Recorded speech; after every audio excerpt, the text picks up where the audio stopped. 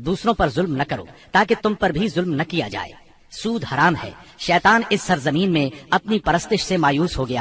پھر فرمایا، اور میں تم میں ایسی چیز چھوڑے جا رہا ہوں کہ اگر تم نے اس کو مضبوطی سے پکڑے رکھا تو اس کے بعد ہرگز گمراہ نہیں ہوگے، اور وہ ہے اللہ کی کتاب۔ لوگو، اپنے رب کے گھر کا حج کرنا اور اپنے حکمرانوں کی اطاعت کرنا، ایسا کرو گے تو اپنے رب کی جنت میں داخل ہوگے۔ ہاں، تم سے میرے متعلق پوچھا جانے والا ہے، تو تم لوگ کیا کہو گے؟ صحابہ کرام رضی اللہ عنہم نے جواب دیا، ہم گواہی دیتے ہیں کہ آپ نے تبلیغ کر دی، پیغام پہنچا دیا اور خیر خواہی کا حق ادا کر دیا۔ یہ سن کر آپ نے شہادت کی انگلی کو آسمان کی طرف اٹھایا اور لوگوں کی طرف جھکاتے ہوئے 3 بار فرمایا، اے اللہ، گواہ رہنا۔ آپ کے ارشادات کو ربیہ بن امیہ بن خلف اپنی بلند آواز سے لوگوں تک پہنچاتے رہے۔ جب آپ خطبہ دینے سے فارغ ہو چکے تو اللہ عز و جل نے میدان عرفات ہی میں تکمیل دین کی آیت نازل فرمائی، آج میں نے تمہارے لیے تمہارا دین مکمل کر دیا اور تم پر اپنی نعمت پوری کر دی اور تمہارے لیے اسلام کو بحیثیت دین پسند کر لیا۔ سیدنا عمر رضی اللہ عنہ نے یہ آیت سنی تو رونے لگے۔ ان سے پوچھا گیا، آپ کیوں رو رہے ہیں؟ فرمایا، اس لیے کہ کمال کے بعد زوال ہی تو ہے۔ خطبے کے بعد بلال رضی اللہ عنہ نے اذان دی، پھر اقامت کہی۔ رسول اللہ صلی اللہ علیہ وسلم نے ظہر کی نماز پڑھائی، اس کے بعد بلال نے پھر اقامت کہی اور آپ نے عصر کی نماز پڑھائی، اور ان دونوں نمازوں کے درمیان کوئی اور نماز نہیں پڑھی۔ اس کے بعد سوار ہو کر آپ جائے وقوف پر تشریف لائے، اپنی اونٹنی قصوا کا شکم پہاڑوں کی طرف کیا اور جبل مشات یعنی پیدل چلنے والوں کی راہ میں واقع ریت کے تودے کو سامنے کیا اور قبلہ رخ مسلسل اسی حالت میں وقوف فرمایا، یہاں تک کہ سورج غروب ہونے لگا۔ تھوڑی زردی ختم ہوئی، پھر سورج کی ٹکیا غائب ہو گئی۔ اس کے بعد آپ نے سیدنا اسامہ رضی اللہ عنہ کو اپنے پیچھے بٹھایا اور وہاں سے روانہ ہو کر مزدلفہ تشریف لائے۔ مزدلفہ میں مغرب اور عشاء کی نمازیں 1 اذان اور 2 اقامت سے پڑھی، درمیان میں کوئی نفل نماز نہیں پڑھی۔ اس کے بعد آپ لیٹ گئے اور طلوع فجر تک لیٹے رہے۔ اس کے بعد آپ نے حج کے باقی امور سر انجام دیے، حتیٰ کہ 13 ذی الحج کو سوار ہو کر خانہ کعبہ تشریف لے گئے، الوداعی طواف کیا اور فجر کی نماز پڑھی۔ پھر مکہ مکرمہ سے نکل کر مدینہ منورہ کی طرف کوچ فرمایا۔ جب مدینہ طیبہ کے قریب پہنچے اور اس کے آثار دکھائی دینے لگے تو 3 بار فرمایا، اللہ اکبر۔ پھر فرمایا، اللہ کے سوا کوئی معبود نہیں، وہ تنہا ہے، اس کا کوئی شریک نہیں، اسی کے لیے بادشاہت ہے اور اسی کے لیے تعریف، اور وہ ہر چیز پر قادر ہے۔ ہم پلٹنے والے، توبہ کرنے والے، عبادت گزار، سجدہ کرنے والے، اپنے رب کی تعریف کرنے والے ہیں۔ اللہ نے اپنا وعدہ سچ کر دکھایا، اپنے بندے کی مدد کی اور تنہا ساری جماعتوں کو شکست دی۔ رومیوں کو اسلام اور اہل اسلام کی ترقی قطعاً گوارا نہیں تھی۔ ان کے ہاں رہنے والا کوئی شخص مسلمان ہو جاتا تو اس کی زندگی خطرے میں پڑ جاتی۔ ان کی اس جرت اور بیجا غرور کو ختم کرنے کے لیے رسول اللہ صلی اللہ علیہ وسلم نے سفر 11 ہجری میں ایک بڑے لشکر کی تیاری شروع فرمائی تاکہ وہ روم کی فلسطینی سرزمین کو روند کر رومیوں کو خوفزدہ کر دے اور ان کی حدود پر واقع عرب قبائل کا اعتماد بحال کرے۔ اس سلسلے میں رسول اللہ صلی اللہ علیہ وسلم نے 700 فوجیوں کا ایک لشکر تیار فرمایا۔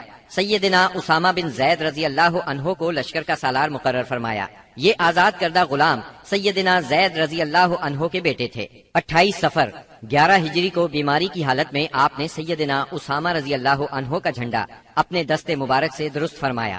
بڑے بڑے جلیل القدر صحابہ کرام سیدنا اسامہ رضی اللہ عنہ کی ماتحتی میں اس لشکر میں شریک تھے۔ سیدنا علی اور سیدنا عباس رضی اللہ عنہما آپ کی تیمارداری کی غرض سے مدینے میں ٹھہر گئے۔ سیدنا ابو بکر صدیق رضی اللہ عنہ اور سیدنا عمر رضی اللہ عنہ امیر لشکر سیدنا اسامہ سے اجازت لے کر آپ صلی اللہ علیہ وسلم کی عیادت کے لیے آتے جاتے رہے۔ آپ کی علالت میں روز بروز اضافہ ہو رہا تھا۔ یہ لشکر مدینہ منورہ سے روانہ ہوا، مدینے سے 3 میل دور مقام جرف میں خیمہ زن ہوا۔ اس وقت رسول اللہ صلی اللہ علیہ وسلم کی بیماری کی تشویشناک خبریں موصول ہو رہی تھیں، چنانچہ اسامہ رضی اللہ عنہ اپنے لشکر کے ساتھ وہیں رکے رہے، بلکہ اللہ کے فیصلے کے انتظار میں ٹھہرنے پر مجبور ہو گئے۔ اور اللہ کا فیصلہ یہ تھا کہ یہ لشکر ابو بکر صدیق رضی اللہ عنہ کے عہد خلافت میں روانہ ہو۔ یہ عہد صدیقی کی پہلی فوجی مہم قرار پائی۔ جب رسول اللہ صلی اللہ علیہ وسلم نے رسالت کی تبلیغ اور امت کی خیر خواہی کا کام مکمل کر لیا تو آپ کے اقوال و افعال میں دنیا سے رحلت کے آثار نمایاں ہونا شروع ہو گئے۔ آپ نے 10ویں سال رمضان میں 20 دن کا اعتکاف فرمایا اور سیدنا جبریل علیہ السلام نے آپ کو 2 مرتبہ قرآن کا دور کرایا۔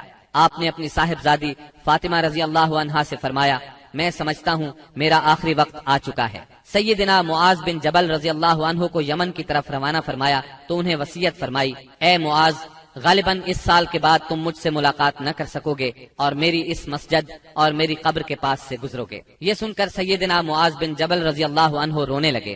آپ نے حجۃ الوداع میں کئی بار کہا، غالباً میں تم لوگوں سے اپنے اس سال کے بعد نہ مل سکوں گا، غالباً اس سال کے بعد حج نہ کر سکوں گا۔ اسی طرح الیوم اکملت لکم دینکم اور اذا جاء نصر اللہ کا نزول اسی بات کا پیغام تھا کہ آپ دنیا میں اپنی مہم سے فارغ ہو چکے ہیں، اور اسی وجہ سے اس حج کا نام حجۃ الوداع رکھا گیا، کیونکہ آپ نے اپنے رب سبحانہ و تعالی کی طرف منتقل ہونے کے لیے لوگوں کو الوداع کہا۔ اوائل سفر 11 ہجری میں آپ احد تشریف لے گئے اور شہداء کے لیے اس طرح دعا کی گویا زندوں اور مردوں سے رخصت ہو رہے ہیں۔ پھر واپس آ کر ممبر پر تشریف فرما ہوئے اور فرمایا، میں تمہارا پیش رو ہوں اور تم پر گواہ ہوں، اللہ کی قسم اس وقت اپنا حوض دیکھ رہا ہوں، مجھے زمین یا زمین کے خزانوں کی کنجیاں دی گئیں، اللہ کی قسم مجھے تم پر یہ خوف نہیں کہ تم میرے بعد شرک کرو گے، بلکہ اس کا اندیشہ ہے کہ دنیا میں ایک دوسرے سے آگے نکلنے کی دوڑ میں لگ جاؤ گے۔ ماہ سفر کے آخر میں آپ رات کے وقت بقیع غرقد تشریف لے گئے، اہل بقیع کے لیے دعائے مغفرت کی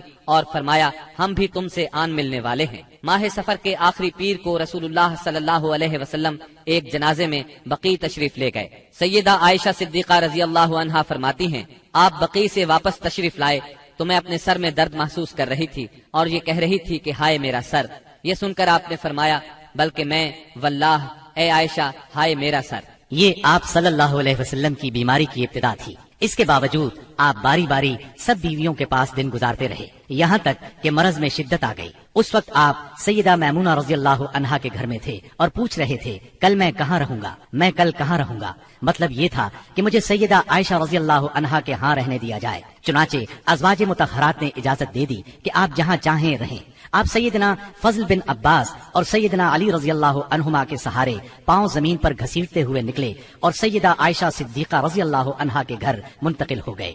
سیدہ عائشہ صدیقہ رضی اللہ عنہا فرماتی ہیں، جب آپ میرے گھر تشریف لائے اور بیماری نے زور پکڑا تو آپ نے فرمایا، مجھ پر 7 مشکیزیں پانی ڈالو جن کا بندھن نہ کھولا گیا ہو تاکہ میں لوگوں کو وصیت کر سکوں۔ چنانچہ ہم نے آپ کو سیدہ حفصہ رضی اللہ عنہا کے ایک لگن میں بٹھا کر مشکیزوں سے پانی ڈالا، یہاں تک کہ آپ نے ارشاد فرمایا، بس بس لوگوں تم نے کام پورا کر دیا۔ اس وقت آپ نے کچھ تخفیف محسوس کی اور مسجد میں تشریف لے گئے۔ سر پر پٹی بندھی ہوئی تھی، ممبر پر فروکش ہوئے اور بیٹھ کر خطبہ دیا اور لوگوں کو وصیت فرمائی، تم سے پہلے جو لوگ تھے وہ اپنے انبیاء اور بزرگوں کی قبروں کو سجدہ گاہ بنا لیتے تھے، تم لوگ قبروں کو سجدہ گاہ نہ بنانا، میں تمہیں اس سے منع کرتا ہوں۔ اور فرمایا، یہود و نصارہ پر اللہ کی لعنت، انہوں نے اپنے انبیاء کی قبروں کو سجدہ گاہ بنایا۔ مزید فرمایا، تم لوگ میری قبر کو بت نہ بنانا کہ اس کی پوجا کی جائے۔ پھر آپ نے خود کو قصاص کے لیے پیش کیا، انصار کے متعلق خیر کی وصیت فرمائی۔ پھر فرمایا، ایک بندے کو اللہ نے اختیار دیا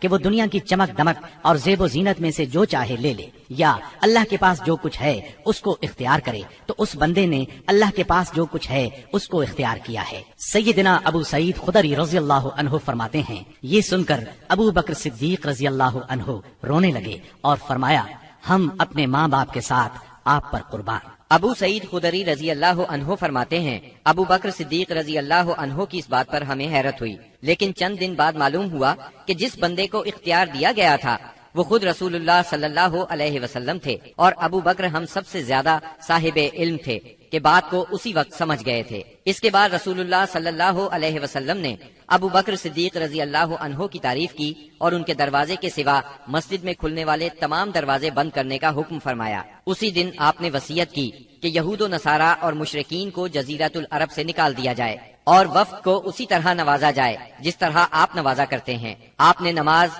غلاموں اور لونڈیوں کے بارے میں بھی وصیت فرمائی اور فرمایا، میں تم میں 2 چیزیں چھوڑ رہا ہوں، جب تک ان دونوں کو مضبوطی سے تھامے رہو گے ہرگز گمراہ نہیں ہوگے، کتاب اللہ اور میری سنت۔ مرض کی شدت کے باوجود آپ نمازیں خود پڑھاتے رہے، لیکن اس دن یعنی جمعرات کو جب عشاء کا وقت ہوا تو آپ نے لگن میں غسل فرمایا تاکہ مرض میں کمی ہو جائے۔ اٹھنے لگے تو غشی طاری ہو گئی، پھر افاقہ ہوا تو دوبارہ غسل فرمایا، پھر اٹھنے لگے تو اس بار بھی غشی ہو گئی، تیسری بار غسل فرمایا، اٹھنے لگے تو پھر غشی طاری ہو گئی۔ آخر آپ نے ابو بکر صدیق رضی اللہ عنہ کو کہلا بھیجا کہ وہ لوگوں کو نماز پڑھائیں۔ چنانچہ اس وقت سے بقیہ ایام میں ابو بکر صدیق رضی اللہ عنہ نے نماز پڑھائی۔ آپ کی حیات مبارکہ میں ابو بکر صدیق رضی اللہ عنہ نے 17 نمازیں پڑھائیں۔ ہفتہ یا اتوار کو رسول اللہ صلی اللہ علیہ وسلم نے کچھ افاقہ محسوس فرمایا، چنانچہ 2 آدمیوں کے سہارے سے ظہر کی نماز کے لیے تشریف لے آیا۔ اس وقت سیدنا ابو بکر صدیق نماز پڑھا رہے تھے۔ آپ کی آمد کو محسوس کرتے ہی ابو بکر صدیق پیچھے ہٹے، لیکن آپ نے اشارے سے روک دیا اور پھر ابو بکر صدیق رضی اللہ عنہ کے پہلو میں بیٹھ کر نماز پڑھائی۔ اس نماز کی صورت یہ تھی کہ آپ کو دیکھ کر ابو بکر صدیق اور ابو بکر صدیق کو دیکھ کر دوسرے لوگ نماز کے ارکان ادا کرتے جاتے تھے۔ 12 ربیع الاول پیر کے دن حجرہ مبارک سے آپ نے پردہ اٹھا کر دیکھا تو صحابہ فجر کی نماز میں خشوع اور خضوع سے مشغول تھے۔ یہ منظر دیکھ کر آپ خوشی سے مسکرا دیے۔ مسلسل علالت کے باعث کمزوری بہت ہو گئی تھی۔ سیدہ عائشہ صدیقہ رضی اللہ عنہا کا سہارا لے کر لیٹ گئے۔ اسی روز یا اسی ہفتے میں کسی روز آپ نے سیدہ فاطمہ رضی اللہ عنہا کو بلایا اور کچھ سرگوشی کی، وہ سن کر رونے لگی۔ پھر کچھ سرگوشی کی تو وہ ہنسنے لگی۔ سیدہ عائشہ نے پوچھا تو چھپا گئیں، لیکن نبی صلی اللہ علیہ وسلم کی وفات کے بعد انہوں نے بتایا کہ پہلی مرتبہ آپ صلی اللہ علیہ وسلم نے فرمایا تھا کہ آپ اپنے اسی مرض سے وفات پا جائیں گے۔ یہ سن کر میں روئی۔ پھر آپ نے فرمایا کہ آپ کے اہل و عیال میں سب سے پہلے میں آپ سے ملوں گی، اس لیے میں ہنسی تھی، اور آپ نے انہیں یہ بشارت بھی دی تھی کہ آپ ساری خواتین جنت کی سردار ہیں۔ دن جیسے جیسے چڑھ رہا تھا آپ پر بار بار غشی طاری ہو رہی تھی۔ سیدہ فاطمہ رضی اللہ عنہا یہ دیکھ کر بولی، ہائے میرے باپ کی بے چینی۔ آپ نے ان کے الفاظ سنے تو فرمایا، آج کے بعد تمہارا باپ کبھی بے چین نہیں ہوگا۔ پھر آپ نے حسن اور حسین رضی اللہ عنہما کو چوما، ازواج مطہرات کو بلا کر واعظ و نصیحت فرمائی۔ ادھر لمحہ بلمحہ تکلیف بڑھتی جا رہی تھی اور اس زہر کا اثر بھی ظاہر ہونا شروع ہو گیا تھا جو آپ کو خیبر میں کھلایا گیا تھا۔ چنانچہ آپ اس کی تکلیف شدت سے محسوس کر رہے تھے۔ آپ نے اس حالت میں چہرے پر ایک چادر ڈال رکھی تھی، جب سانس پھولنے لگتا تو چادر چہرے سے ہٹا دیتے۔ اس حالت میں بھی آپ نے فرمایا، یہود و نصارہ پر اللہ کی لعنت، انہوں نے اپنے انبیاء کی قبروں کو سجدہ گاہ بنایا۔ مطلب یہ تھا کہ تم ایسے کام نہ کرنا۔ آپ نے ان لمحات میں یہ وصیت بھی فرمائی، سرزمین عرب میں 2 دین باقی نہ رہنے دیے جائیں۔ یہ آخری وصیت تھی جو آپ نے لوگوں کو فرمائی۔ اس کے بعد کئی بار فرمایا، نماز نماز، اور تمہارے زیر دست لونڈی اور غلام، یعنی ان کا خاص خیال رکھنا۔ پھر نزا کی حالت شروع ہو گئی۔ سیدہ عائشہ رضی اللہ عنہا نے آپ کو اپنے سینے اور گلے کے درمیان سہارا دیا۔ اسی دوران میں ان کے بھائی عبد الرحمن بن ابی بکر آئے، ان کے پاس کھجور کی تازہ مسواک تھی۔ رسول اللہ صلی اللہ علیہ وسلم مسواک کی طرف دیکھنے لگے۔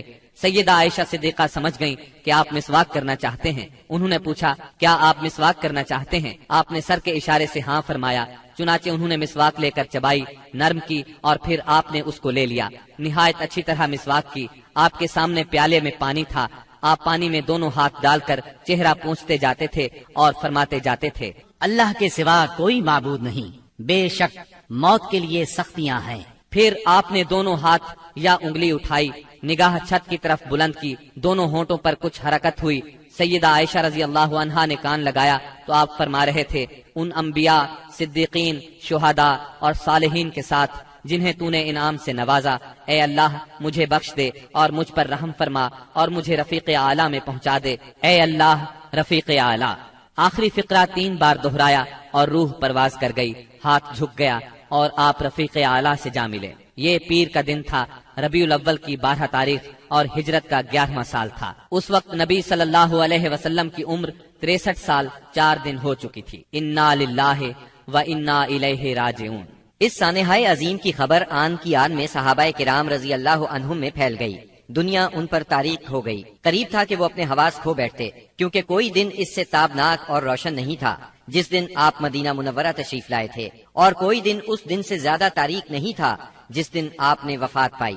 صحابہ کرام رو رو کر اس طرح آہیں بھر رہے تھے جیسے حاجیوں کا شور برپا ہو۔ دوسری طرف سیدنا عمر رضی اللہ عنہ کی رنج اور غم سے یہ حالت تھی کہ مسجد کے صحن میں کھڑے فرما رہے تھے، رسول اللہ صلی اللہ علیہ وسلم اس وقت تک وفات نہیں پا سکتے جب تک کہ اللہ تعالی منافقین کو فنا نہ کر دے۔ آپ ان لوگوں کو قتل کرنے کی دھمکیاں دے رہے تھے جو یہ کہیں کہ آپ وفات پا گئے ہیں۔ ابو بکر صدیق رضی اللہ عنہ اس وقت وہاں موجود نہیں تھے۔ صبح کی نماز کے بعد جب انہوں نے آپ کے مرض میں کمی محسوس کی تو سخ میں واقع اپنے مکان پر چلے گئے تھے۔ جو ہی انہیں آپ کی وفات کی خبر ملی فوراً گھوڑے پر سوار ہوئے اور اتر کر مسجد نبوی میں داخل ہوئے۔ لوگوں سے کوئی بات نہ کی، سیدھے عائشہ صدیقہ کے حجرے میں گئے، آپ کے جسد اطہر کی طرف بڑھے۔ آپ کا جسد دھاری دار یمنی چادر سے ڈھکا ہوا تھا۔ انہوں نے چادر چہرہ مبارک سے اٹھائی، پیشانی پر بوسہ دیا، روئے اور فرمایا، میرے ماں باپ آپ پر قربان، اللہ آپ پر 2 موتیں جمع نہیں فرمائے گا، جو موت آپ کے لیے لکھ دی گئی تھی وہ آ چکی۔ اس کے بعد سیدنا ابو بکر صدیق رضی اللہ عنہ باہر تشریف لائے اور فرمایا، عمر بیٹھ جاؤ، مگر انہوں نے بیٹھنے سے انکار کر دیا۔ چنانچہ انہیں ان کے حال پر چھوڑ کر ابو بکر صدیق رضی اللہ عنہ ممبر کے پاس تشریف لائے اور اس کے بازو میں کھڑے ہو گئے۔ صحابہ کرام بھی سیدنا عمر رضی اللہ عنہ کے پاس سے ہٹ کر ان کے پاس جمع ہو گئے۔ سیدنا ابو بکر صدیق رضی اللہ عنہ نے فرمایا، تم میں سے جو شخص محمد صلی اللہ علیہ وسلم کی پوجا کرتا تھا تو وہ جان لے کہ محمد صلی اللہ علیہ وسلم کی موت واقع ہو چکی ہے، اور تم میں سے جو شخص اللہ کی عبادت کرتا تھا تو یقیناً اللہ ہمیشہ زندہ رہنے والا ہے، کبھی نہیں مرے گا۔ پھر سیدنا ابو بکر صدیق رضی اللہ عنہ نے سورہ آل عمران کی آیت نمبر 144 تلاوت کی۔ محمد نہیں ہیں مگر رسول ہی، ان سے پہلے بھی بہت سے رسول گزر چکے ہیں، تو کیا اگر ان کی موت واقع ہو جائے یا وہ قتل کر دیے جائیں تو تم لوگ اپنی ایڑیوں کے بل پلٹ جاؤ گے؟ اور جو شخص اپنی ایڑیوں کے بل پلٹ جائے تو وہ اللہ کو کچھ نقصان نہیں پہنچا سکتا۔ سیدنا ابن عباس رضی اللہ عنہ ارشاد فرماتے ہیں، اللہ کی قسم ایسا لگتا تھا کہ لوگوں نے اس سے پہلے جانا ہی نہیں تھا کہ اللہ نے یہ آیت نازل فرمائی ہے۔ یہاں تک کہ ابو بکر صدیق رضی اللہ عنہ نے اس آیت کی تلاوت کی تو سارے لوگوں نے ان سے یہ آیت اخذ کی، اور تب ایسا محسوس ہوا کہ ہر کوئی اس آیت کی تلاوت کر رہا ہے۔ خود سیدنا عمر رضی اللہ عنہ کا ارشاد ہے، اللہ کی قسم میں نے جو ہی سیدنا ابو بکر صدیق رضی اللہ عنہ کو یہ آیت تلاوت کرتے سنا تو جان گیا کہ یہ حق ہے، پس میں ٹوٹ کر رہ گیا، یہاں تک کہ میرے پاؤں مجھے اٹھا ہی نہیں رہے تھے اور میں زمین کی طرف لڑھک گیا، اور میں نے جان لیا کہ واقعی نبی اکرم صلی اللہ علیہ وسلم کی وفات ہو چکی ہے۔ اس آیت کا سننا تھا کہ صحابہ کرام کی آنکھیں کھل گئیں، اور ایسا معلوم ہوا کہ یہ آیت آج ہی اتری ہے۔ ہر صحابی کی زبان پر یہی آیت تھی، اسی کا چرچا تھا۔ نبی کریم صلی اللہ علیہ وسلم کی تجہیز و تکفین کا کام منگل کو شروع ہوا۔ سیدنا فضل بن عباس، سیدنا علی المرتضی اور سیدنا اسامہ بن زید رضی اللہ عنہم نے غسل دیا۔ سیدنا عباس رضی اللہ عنہ بھی موجود تھے۔ سیدہ عائشہ صدیقہ رضی اللہ عنہا کے حجرے میں آپ نے وفات پائی، وہیں آپ کو دفن کیا گیا۔ یہ حجرہ آج تک روضہ نبوی کے نام سے موسوم ہے۔ اب ذرا سرکار دو عالم صلی اللہ علیہ وسلم کے حلیہ مبارک کا بیان ہو جائے۔ سیدہ ام معبد رضی اللہ عنہا نے رسول اللہ صلی اللہ علیہ وسلم کا جو حلیہ مبارک بیان فرمایا ہے، الرحیق المختوم کے مؤلف نے اس کو اپنے الفاظ میں کچھ اس طرح بیان کیا ہے: چمکتا دمکتا رنگ، تابناک چہرہ، خوبصورت ساخت، جمال جہاں تاب کے ساتھ ڈھلا ہوا پیکر، سرمگی آنکھیں، دراز پلکیں، بھاری آواز، چمکدار لمبی گردن، گھنی داڑھی، باریک اور باہم پیوستہ ابرو، خاموشی کی حالت میں باوقار، گفتگو کریں تو منہ سے پھول جھڑیں، دور و نزدیک سے دیکھنے میں سب سے زیادہ تابناک اور پرجمال، خوبصورت، شیریں ادا، گفتگو چاشنی لیے ہوئے، بات واضح اور دو ٹوک، انداز ایسا کہ لڑی سے جیسے موتی جھڑیں، درمیانے سے قدرے نکلتا ہوا انتہائی جاذب نظر قد، جیسے دو شاخوں کے درمیان ایک انتہائی تر و تازہ شاخ، آپ کے رفقا آپ کے گرد حلقہ بنائے ہوئے، کچھ فرمائیں تو توجہ سے سنتے ہیں، کوئی حکم دیں تو لپک کر بجا لائیں، رنگ مبارک نہ بہت سفید نہ گندم گوں، اعضاء متناسب، سینہ کشادہ، کندھوں کے درمیان عام تناسب سے قدرے زیادہ فاصلہ، سر بڑا لیکن متناسب، کشادہ پیشانی جس سے شرافت ٹپکے، بال مبارک سیاہ اور گھنے، قدرے گھنگرالے جو کانوں کی لو تک آتے تھے، بھویں محرابی یعنی آپس میں ملی ہوئی، رخ انور سبک، درازی کی طرف مائل، اس قدر روشن اور چمکدار کے دل میں اتر جائے، بڑی بڑی سیاہ آنکھیں، لمبی پلکیں، خوبصورت ابھری ہوئی ستواں ناک، دانت کشادہ، چمکدار، موتیوں کی مانند، جلد صاف، نرم اور ریشم سے زیادہ ملائم، چہرہ انور پر غور و فکر کے آثار نمایاں، غرض آپ مکے بھر میں سب سے زیادہ حسین تھے، اور آگے بڑھ کر کہتا ہوں آپ دنیا بھر میں سب سے زیادہ خوبصورت تھے۔ سبحان اللہ۔ یہ تھا نبی اکرم صلی اللہ علیہ وسلم کے حلیہ مبارک کا تذکرہ۔ تفصیل کے لیے اسی موضوع پر ہماری کیسٹ آئینہ جمال نبوت سماعت فرمائیں، جس میں صحیح احادیث کی روشنی میں تفصیل کے ساتھ سرور کائنات صلی اللہ علیہ وسلم کا حلیہ مبارک بیان کیا گیا ہے۔ اب ہم رسول اللہ صلی اللہ علیہ وسلم کی اولاد اور امہات المومنین کا کچھ ذکر کریں گے، لیکن اس سے پہلے ایک نظر دوسرے اعزاء و اقارب پر۔ نبی صلی اللہ علیہ وسلم کے 11 چچا تھے، ان میں سیدنا حمزہ اور سیدنا عباس رضی اللہ عنہما مسلمان ہوئے۔ ابو طالب آپ کے فدائی اور ناصر تھے۔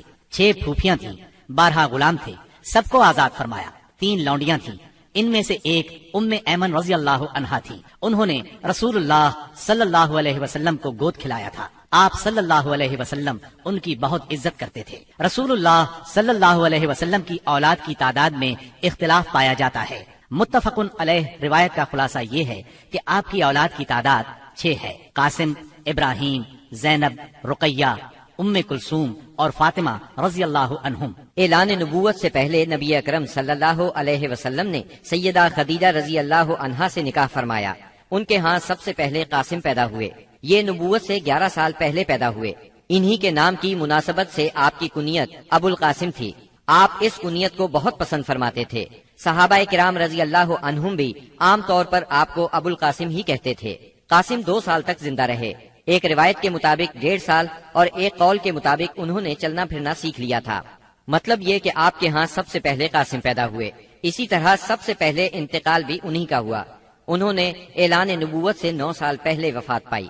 سیدہ خدیجہ کے علاوہ صرف سیدہ ماریہ قبطیہ رضی اللہ عنہا سے ایک لخت جگر ابراہیم پیدا ہوئے۔ ان کے علاوہ کسی اور زوجہ محترمہ سے آپ کی اولاد نہیں ہوئی۔ آپ کے دوسرے لخت جگر ابراہیم جمادی الاول 9 ہجری کو پیدا ہوئے۔ ان کی والدہ ماریہ قبطیہ کو اسکندریہ کے بادشاہ مقوقس نے رسول اللہ صلی اللہ علیہ وسلم کی خدمت کے لیے بطور خاص بھیجا تھا۔ ابراہیم نے 10 ہجری 29 شوال کو 17 یا 18 ماہ کی عمر میں انتقال کیا۔ سیدہ خدیجہ رضی اللہ عنہا سے نکاح کے 5 برس بعد سیدہ زینب پیدا ہوئیں۔ اس وقت نبی صلی اللہ علیہ وسلم کی عمر مبارک 30 سال تھی۔ گویا جب اعلان نبوت ہوا سیدہ زینب رضی اللہ عنہا 10 سال کی ہو چکی تھی۔ یہ بھی اپنی والدہ کے ساتھ ہی ایمان لے آئیں۔ ان کا نکاح ابو العاص بن ربیع سے ہوا۔ یہ ان کی خالہ حالہ بنت خویلد کے صاحبزادے تھے۔ سیدہ حالہ بنت خویلد اور سیدہ خدیجہ دونوں سگی بہنیں تھیں۔ سیدنا ابو العاص مسلمان ہونے سے پہلے بھی تاجر تھے، دولت مند تھے اور امانت دار تھے۔ اعلان نبوت ہوا تو کفار آپ سے دشمنی پر اتر آئے۔ چنانچہ انہوں نے ابو العاص سے کہا کہ سیدہ زینب کو طلاق دے دیں، لیکن انہوں نے کفار کا مطالبہ ماننے سے انکار کر دیا اور کہا میں زینب کے بدلے میں قریش کی کسی عورت کو پسند نہیں کرتا۔ ابو العاص اگرچہ اس وقت تک مسلمان نہیں ہوئے تھے، پھر بھی انہوں نے سیدہ زینب کو طلاق نہ دی۔ اسی بنا پر نبی کریم صلی اللہ علیہ وسلم نے ان کی تعریف فرمائی۔ یہ غزوہ بدر میں گرفتار ہوئے۔ انہوں نے اگرچہ لڑائی میں حصہ نہیں لیا تھا، لیکن مشرکین کے ساتھ آئے ضرور تھے۔ قیدیوں کو چھڑانے کے لیے ان کے عزیزوں نے معاوضے ارسال کیے۔ سیدہ زینب رضی اللہ عنہا نے اپنے خاوند کو چھڑانے کے لیے اپنا ہار بھیجا۔ یہ ہار انہیں سیدہ خدیجہ رضی اللہ عنہا سے ملا تھا۔ اس ہار کو دیکھ کر آپ صلی اللہ علیہ وسلم کی آنکھوں میں آنسو آ گئے۔ آپ نے صحابہ کرام رضی اللہ عنہم سے فرمایا تم پسند کرو تو ابو العاص کو رہا کر دو اور زینب کا ہار واپس کر دو۔ صحابہ کرام نے فوراً انہیں رہا کر دیا، ہار بھی انہیں دے دیا۔ اس پر آپ نے فرمایا جب آپ مکے پہنچیں تو زینب کو ہماری طرف بھیج دیں۔ ابو العاص نے یہ وعدہ پورا کیا، انہیں مدینہ منورہ بھیج دیا۔ ہجرت کے دوران میں حبار بن اسود نے انہیں روکنے کی کوشش کی، کفار نے ان کی مدد کی۔ اس کشمکش میں سیدہ زینب زخمی بھی ہوئیں، تاہم آپ مدینہ منورہ پہنچ گئیں۔ اسی بنیاد پر نبی کریم صلی اللہ علیہ وسلم نے ان کے بارے میں ارشاد فرمایا میری بیٹیوں میں سب سے افضل زینب ہے، اسے میری وجہ سے مصیبت میں مبتلا ہونا پڑا اور اذیت میں مبتلا کیا گیا۔ حبار بن اسود جنہوں نے سیدہ زینب کو روکنے کی کوشش کی تھی، فتح مکہ کے موقع پر مسلمان ہوئے اور نبی کریم صلی اللہ علیہ وسلم نے ان کا یہ قصور معاف کر دیا۔ سیدہ زینب رضی اللہ عنہا کے ہاں ابو العاص رضی اللہ عنہ سے ایک لڑکا اور ایک لڑکی پیدا ہوئے۔ لڑکے کا نام علی اور لڑکی کا نام امامہ رکھا گیا۔ ان دونوں کی پرورش رسول اللہ صلی اللہ علیہ وسلم نے فرمائی۔ علی بچپن میں فوت ہوئے۔ آپ کو امامہ سے بہت محبت تھی۔ ایک ہار بطور ہدیہ آپ کے پاس آیا۔ آپ نے فرمایا یہ ہار میں اپنے اہل بیت میں سے اسے دوں گا جو مجھے سب سے زیادہ پسند ہے، چنانچہ آپ نے وہ ہار امامہ کو دے دیا۔ 12 ہجری میں سیدہ امامہ سے سیدنا علی رضی اللہ عنہ نے نکاح کیا، کیونکہ اس وقت تک سیدہ فاطمہ وفات پا چکی تھی۔ سیدنا علی رضی اللہ عنہ کی شہادت کے بعد مغیرہ بن نوفل سے ان کا نکاح ہوا، انہی کے نکاح میں یہ فوت ہوئی۔ ابو العاص رضی اللہ عنہ کے مسلمان ہونے کے بعد نبی صلی اللہ علیہ وسلم نے سیدہ زینب کو پہلے نکاح میں دوبارہ ان کے گھر رخصت فرمایا۔ اس کے کچھ ہی عرصے بعد 8 ہجری میں سیدہ زینب انتقال کر گئیں۔ انا للہ و انا الیہ راجعون۔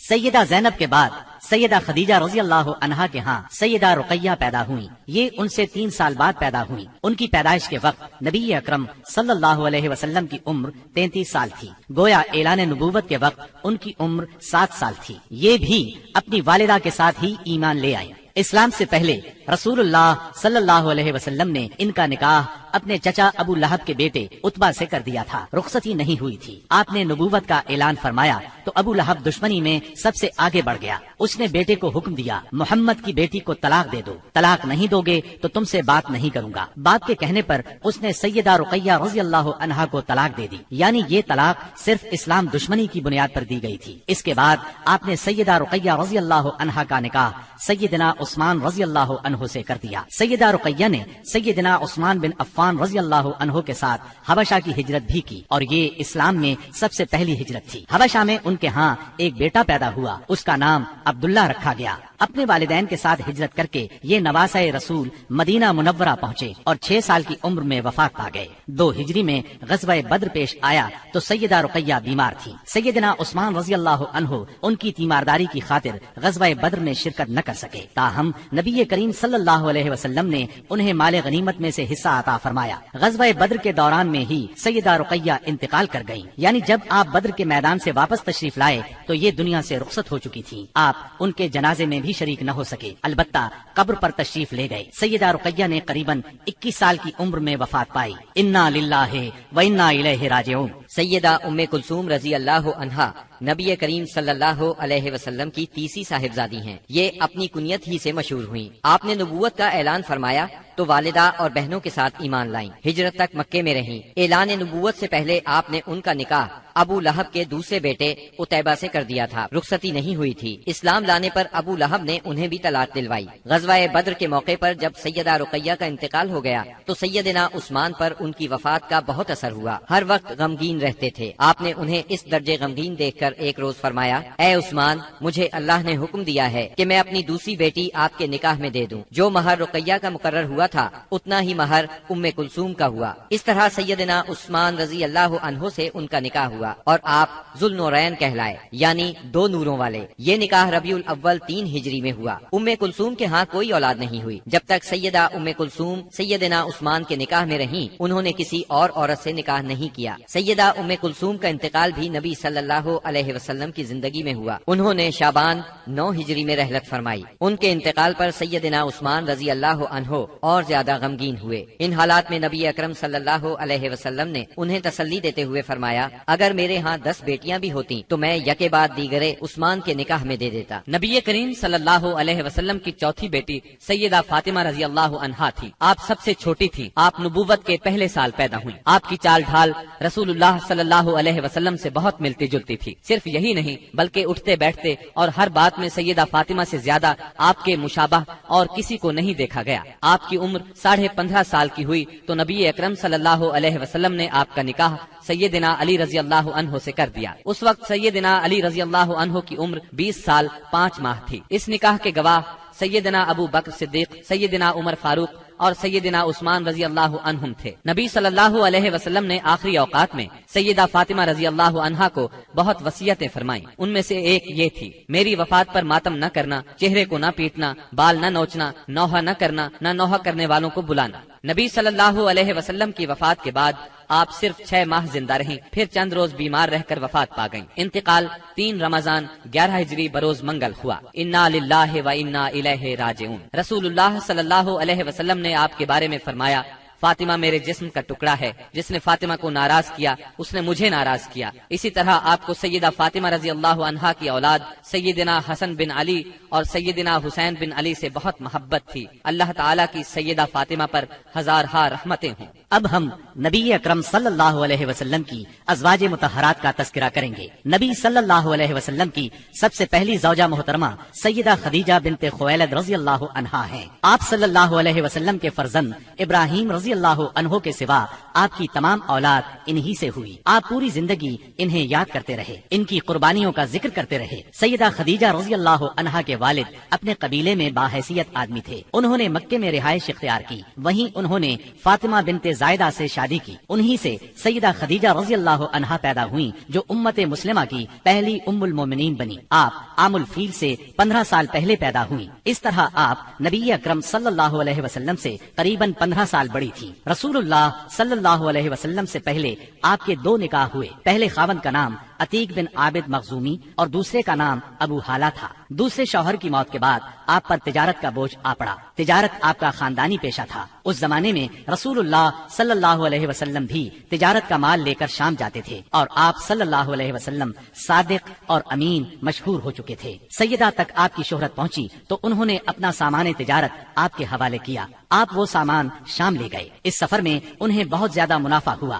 اس طرح سیدہ خدیجہ رضی اللہ عنہا آپ سے بہت زیادہ متاثر ہو گئیں، اور آپ نے نبی اکرم صلی اللہ علیہ وسلم کو نکاح کا پیغام دیا۔ آپ نے ان کا پیغام منظور فرما لیا۔ نکاح ابو طالب نے پڑھایا۔ اس وقت رسول اللہ صلی اللہ علیہ وسلم کی عمر 25 سال اور سیدہ کی عمر 40 سال تھی۔ 40 سال کی عمر میں اللہ تعالیٰ نے آپ کو نبوت سے سرفراز فرمایا۔ آپ پر پہلی بار وحی کا نزول ہوا تو آپ گھبرا گئے، آپ پر کپ کپی طاری ہو گئی۔ ان حالات میں سیدہ خدیجہ نے آپ کو بہت سہارا دیا اور اپنے چچا زاد بھائی ورقہ بن نوفل کے پاس لے گئیں۔ یہ سابقہ آسمانی کتب کے عالم تھے۔ انہوں نے بتایا کہ آپ پر وہی فرشتہ اترا ہے جو موسیٰ علیہ السلام پر اترا تھا، یعنی اللہ نے آپ کو نبوت سے سرفراز فرمایا ہے۔ اس کے بعد آپ نے اللہ کے حکم سے نبوت کا باقاعدہ اعلان فرمایا تو سیدہ خدیجہ نے فوراً اسلام قبول کر لیا۔ سیدہ خدیجہ رضی اللہ عنہا نے ان مشکل ترین دنوں میں ہر طرح آپ کا ساتھ دیا، اپنا سب کچھ قربان کیا۔ مشرکین نے آپ کو جھٹلایا، طرح طرح سے اذیتیں پہنچائیں، جبکہ آپ نبی صلی اللہ علیہ وسلم کی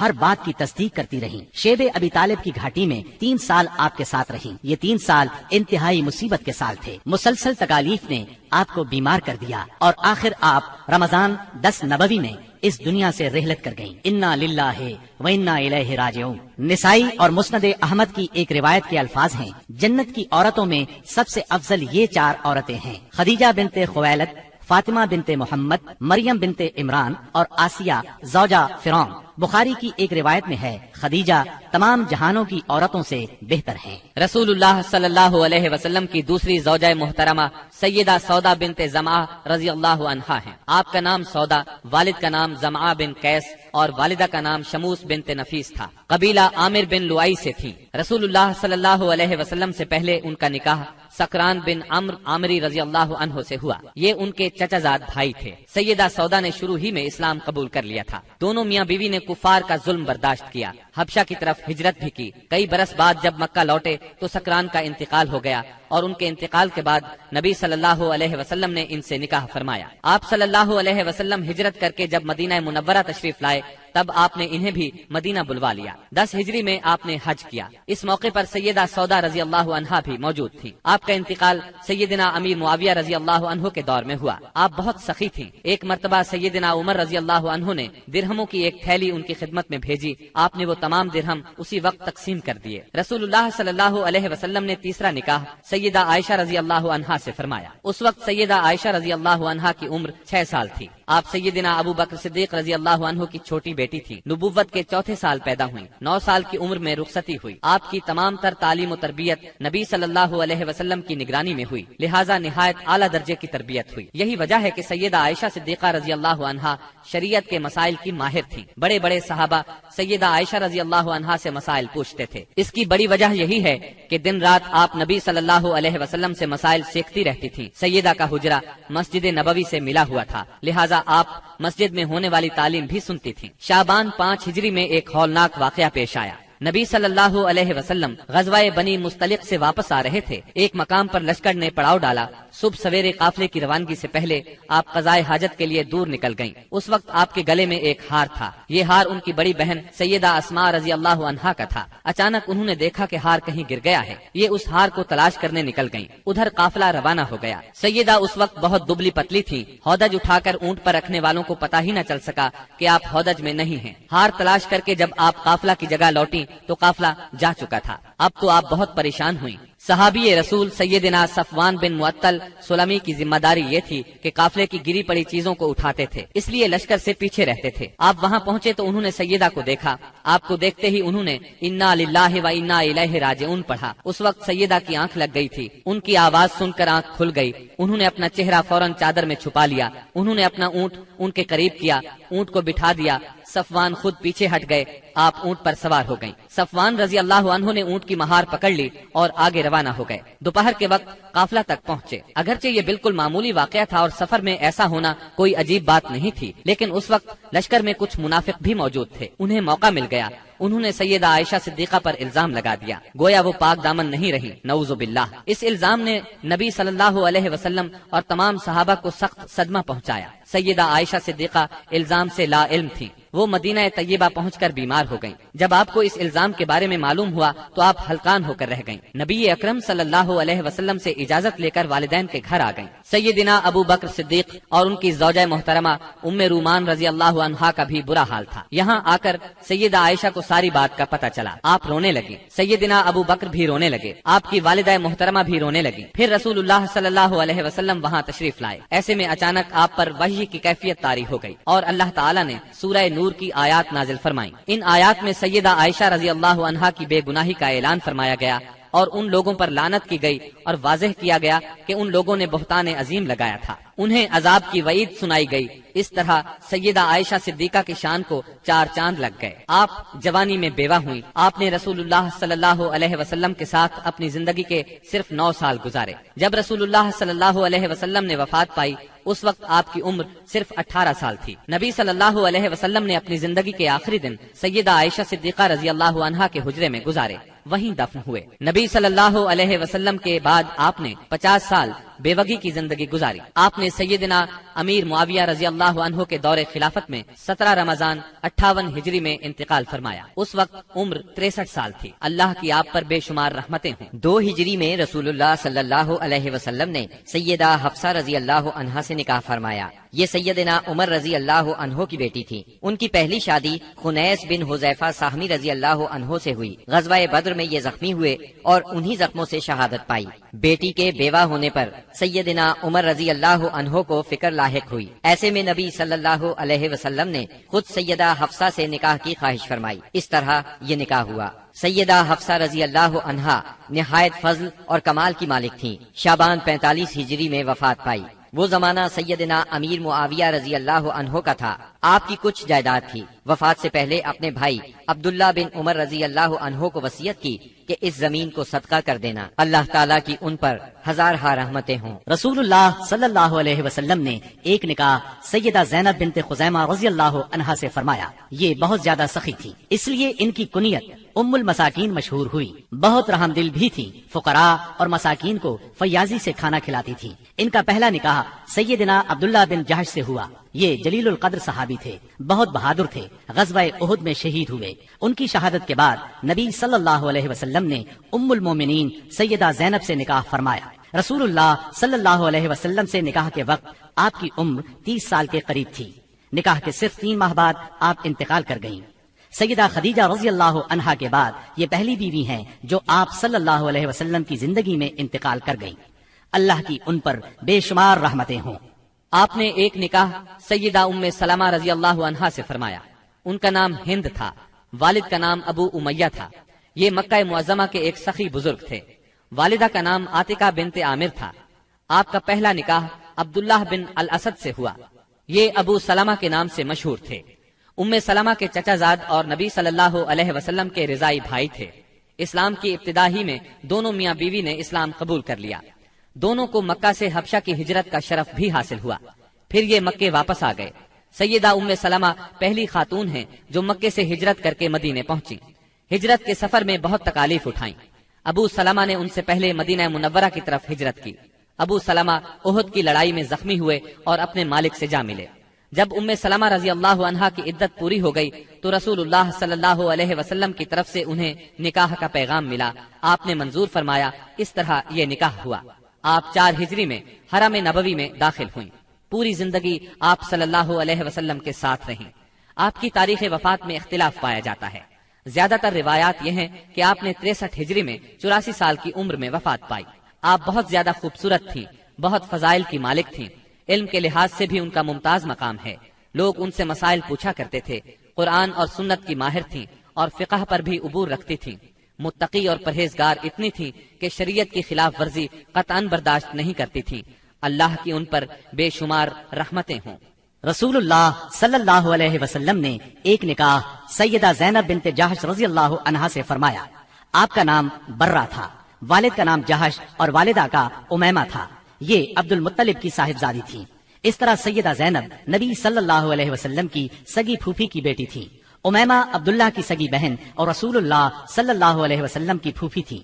سیدہ زینب سب سے پہلے ایمان لانے والوں میں شامل ہیں، پھر سب سے پہلے ہجرت کرنے والوں میں بھی شریک ہیں۔ رسول اللہ صلی اللہ علیہ وسلم نے آپ کا نام برہ سے تبدیل کر کے زینب رکھا تھا۔ نبی صلی اللہ علیہ وسلم کے نکاح میں آنے سے پہلے آپ کا نکاح سیدنا زید بن حارثہ رضی اللہ عنہ سے ہوا۔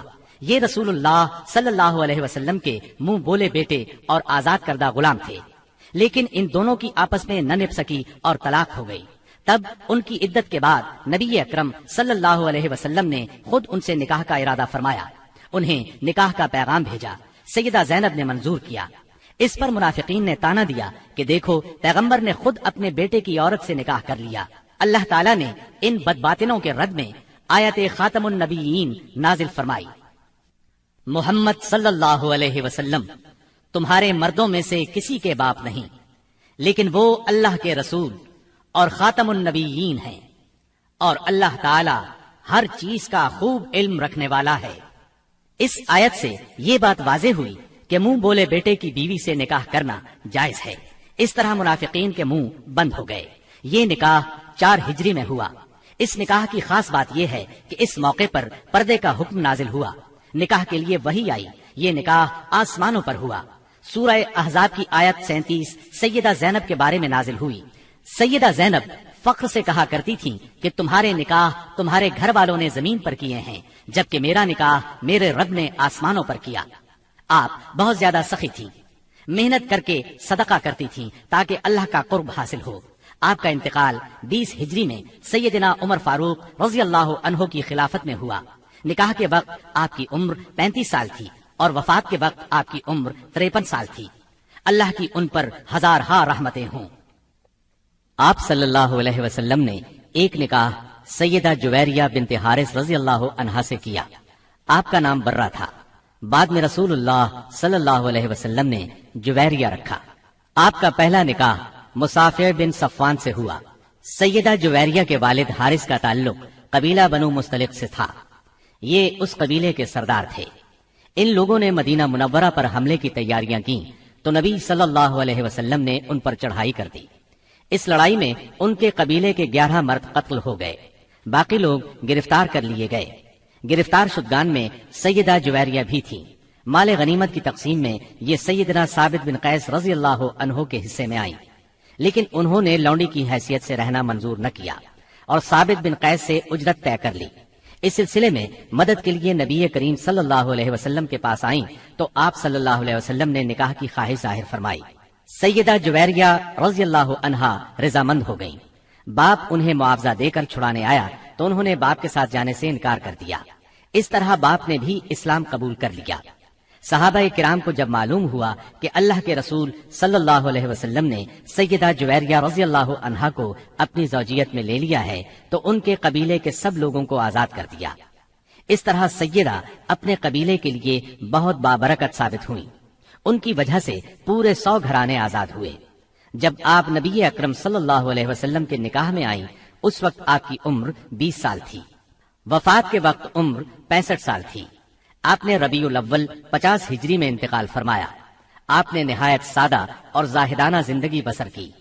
اللہ کی ان پر بے شمار رحمتیں ہوں۔ آپ نے ایک نکاح سیدہ ام حبیبہ رضی اللہ عنہا سے فرمایا، یہ سیدنا ابو سفیان رضی اللہ عنہ کی بیٹی تھی، آپ کا نام رملہ تھا، ام حبیبہ کنیت تھی، والدہ کا نام صفیہ تھا، بعض مورخین نے آپ کا نام ہند بھی لکھا ہے۔ آپ سیدنا معاویہ رضی اللہ عنہ کی بہن تھی، اعلان نبوت سے 17 سال پہلے پیدا ہوئی، شروع ہی میں مسلمان ہو گئی تھی۔ ان کا پہلا نکاح عبداللہ بن جہش سے ہوا تھا، دونوں میاں بیوی ساتھ ہی مسلمان ہوئے، دونوں نے حبشہ کی ہجرت کی۔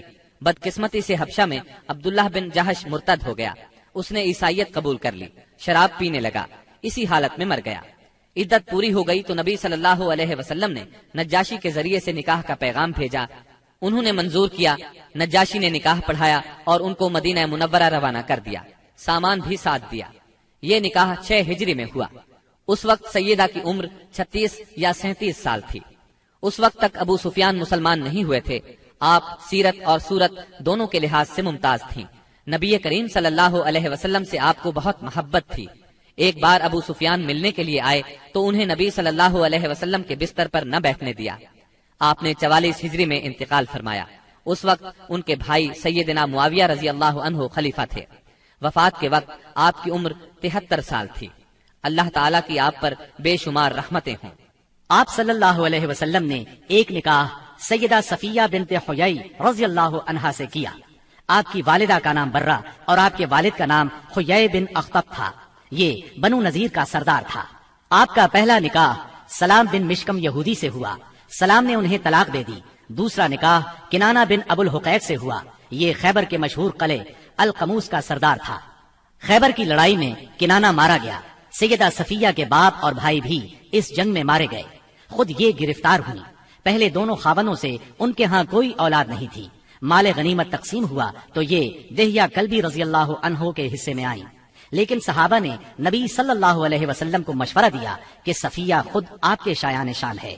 آپ نے دہیہ کلبی رضی اللہ عنہ کو ان کے بدلے ایک دوسری لونڈی دے دی اور سیدہ صفیہ کو آزاد کر کے ان سے نکاح کر لیا۔ یہ 7 ہجری کا واقعہ ہے۔ آپ نے ان سے خیبر ہی میں نکاح کیا۔ سیدہ صفیہ نے 50 ہجری میں وفات پائی۔ اس وقت عمر 60 سال تھی۔ آپ کا قد چھوٹا تھا لیکن حسین و جمیل تھی۔ آپ بھی عالم فاضل تھیں۔ عورتیں آپ سے مسائل پوچھا کرتی تھیں۔ سیدہ صفیہ کو رسول اللہ صلی اللہ علیہ وسلم سے بہت محبت تھی۔ جب سیدنا عثمان رضی اللہ عنہ کو باغیوں نے گھیرا تو سیدہ صفیہ رضی اللہ عنہا نے ان کی بہت مدد کی، ضرورت کی چیزیں ان کے گھر پہنچاتی رہیں۔ اللہ تعالیٰ کی ان پر بے شمار رحمتیں ہوں۔ آپ صلی اللہ علیہ وسلم نے ایک نکاح سیدہ میمونہ بنت حارث رضی اللہ عنہا سے کیا۔ ان کا نام برہ تھا، آپ نے میمونہ رکھا۔ والد کا نام حارث بن حزن اور والدہ کا ہند بنت عوف تھا۔ آپ سیدنا ابن عباس اور سیدنا خالد بن ولید رضی اللہ عنہما کی حقیقی خالہ تھی، کیونکہ ان کی بڑی بہن لبابۃ الکبریٰ سیدنا عباس رضی اللہ عنہ کی زوجہ اور ابن عباس کی ماں تھی۔ دوسری بہن لبابۃ الصغریٰ ولید بن مغیرہ کی بیوی اور خالد بن ولید رضی اللہ عنہ کی ماں تھی۔ آپ کا پہلا نکاح جاہلیت کے زمانے میں ہوا۔ ان کے خاوند کا نام مسعود بن عمرو ثقفی تھا۔ دونوں میں علیحدگی ہو گئی۔ اس کے بعد آپ کا نکاح ابو رحم بن عبد العزیٰ سے ہوا۔ ابو رحم 7 ہجری میں فوت ہو گیا۔ شوال 7 ہجری میں ہی آپ رسول اللہ صلی اللہ علیہ وسلم کے نکاح میں آئیں۔ انہوں نے خود اپنے آپ کو نکاح کے لیے پیش کیا تھا۔ اس بارے میں سورہ احزاب کی آیت 50 نازل ہوئی۔ اے نبی، آپ کے لیے وہ با ایمان عورت حلال ہے جو اپنا نفس ہبہ کر دے، یہ اس صورت میں کہ نبی بھی اس سے نکاح کرنا چاہے۔ یہ خاص طور پر آپ ہی کے لیے ہے، مومنوں کے لیے نہیں۔ روایات کے مطابق یہ نکاح عمرۃ القضاء کے موقع پر صرف کے مقام پر ہوا۔ رسول اللہ صلی اللہ علیہ وسلم عمرے کی غرض سے نکلے تھے، پھر سیدہ میمونہ آپ کے ساتھ مدینہ طیبہ آ گئیں۔ 61 ہجری میں صرف ہی کے مقام پر آپ کا انتقال ہوا۔ تمام امہات المومنین میں سب سے آخر میں یہی فوت ہوئیں۔ رسول اللہ صلی اللہ علیہ وسلم نے سیدہ ماریہ قبطیہ کو بھی اپنے حرم میں داخل فرمایا۔ ان کے والد کا نام شمعون اور والدہ کا نام رومیہ تھا۔ سیدہ ماریہ کو مصر کے بادشاہ مقوقس نے 7 ہجری میں آپ کی خدمت میں بطور ہدیہ بھیجا تھا۔ ان کے ساتھ ان کی بہن سیرین بھی بطور ہدیہ آئی تھی۔ سیدہ ماریہ بہت حسین و جمیل تھی۔ آپ صلی اللہ علیہ وسلم نے انہیں بالا خانے میں ٹھہرایا۔ انہی سے آپ کے ہاں سیدنا ابراہیم پیدا ہوئے۔ یہ 17 یا 18 ماہ کی عمر میں انتقال کر گئے۔ سیدہ ماریہ رضی اللہ عنہا نے سیدنا عمر رضی اللہ عنہ کے زمانے میں انتقال فرمایا، جنت البقیع میں دفن ہوئیں۔ اللہ تعالیٰ کی ان پر ہزارہا رحمتیں ہوں۔